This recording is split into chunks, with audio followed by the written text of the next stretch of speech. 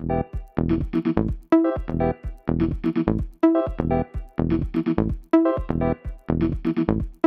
Peter Illman here, walking among the trucks. And why am I doing that?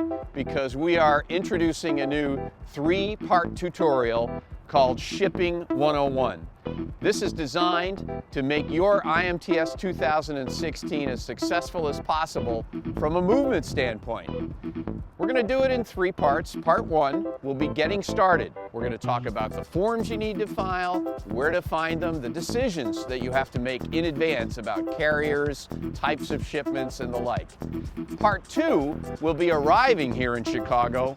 We'll be showing you some new routes that your truckers are going to have to take as there is road construction in 2016, and we'll go inside the marshaling yard.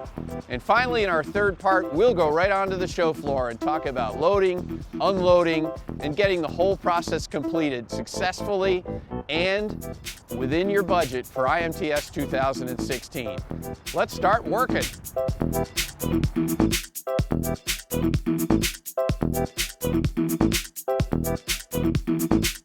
So the e-kit is really the location to find the forms, especially the freight planner. Yes, the e-kit is very important to the show. The forms, the information you can get online and from the call center here in Chicago. Now, we talked about the importance of the freight planner. One thing, as all exhibitors should know, is you've got to meet the deadlines. That's how this whole process works. And number 1, getting these in on time is important. Early March 11th, 2016, you need to get your freight planner form in. And there's more than one way to get your freight into this building. We're talking about truck shipments, machinery, but you know what? There's also advanced warehousing and other methods as well. And we're going to take a look at those in a few minutes.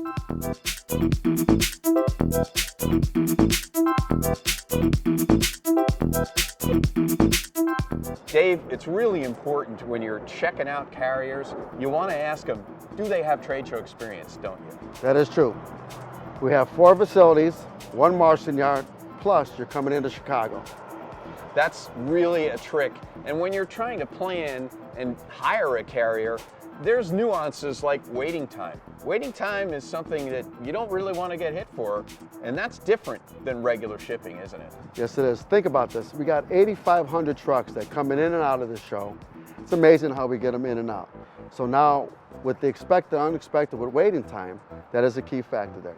Here's a way to address the unexpected, and that's shipped to the advanced warehouse. And we're going to go inside and check out some of the options that you have for shipping your equipment and your freight to the advanced warehouse prior to the show.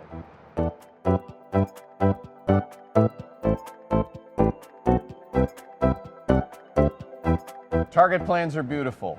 They look great. They make everything organized, but somewhere along the line, all of this has to go from this nice concept piece of paper into reality. Part of that is going to involve warehousing, direct shipments, crated shipments, uncrated shipments, offloaded machinery.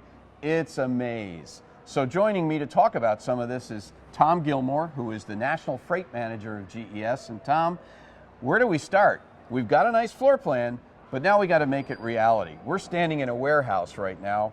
Tell me about how the warehousing factors into things. Well, Peter, as we're going to show them shortly, due to construction around McCormick Place and the roadways, the Department of Transportation is changing a lot in that area. So there's going to be heavy congestion, as well as everybody knows how jammed the yard gets to start with.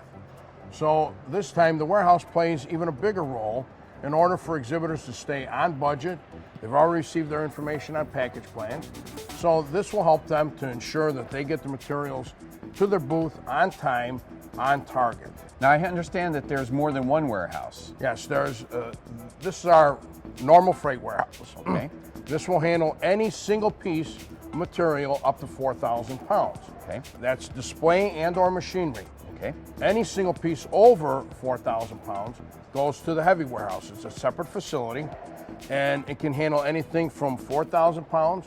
Our largest piece to date has been a 150,000 pound piece that was received uncrated, reloaded, and sent on to McCormick Place. You said a key word there, uncrating. Tell us a little about machinery that might come in from overseas, in a crate. What's the next step? Well, as the e-kit explains, any single piece over 18 cubic meters, there's an additional charge above and beyond the custom block pricing, okay? And in the past, there's been a lot of off-site uncrating. So that warehouse is available for the machines that come in. Techs are allowed to come in, examine the piece, check it. They download software and they get it all prepped for the show. So that's part of the service. The warehouse is available right after the 4th of July. And their exhibitors are guaranteed on-target delivery for anything that goes to our standard display warehouse and or the heavy warehouse. This is key information because if we can get as much of your machinery in advance as opposed to going directly to the floor, it helps us target all of that delivery to the floor. Now, this episode has covered mostly our planning purposes, things that we have to do to get ready. In the next episode, we'll be talking about all of the changes that are happening on the way to McCormick Place, including the roads, the routing, and the entrance to the marshaling yard. Stay tuned.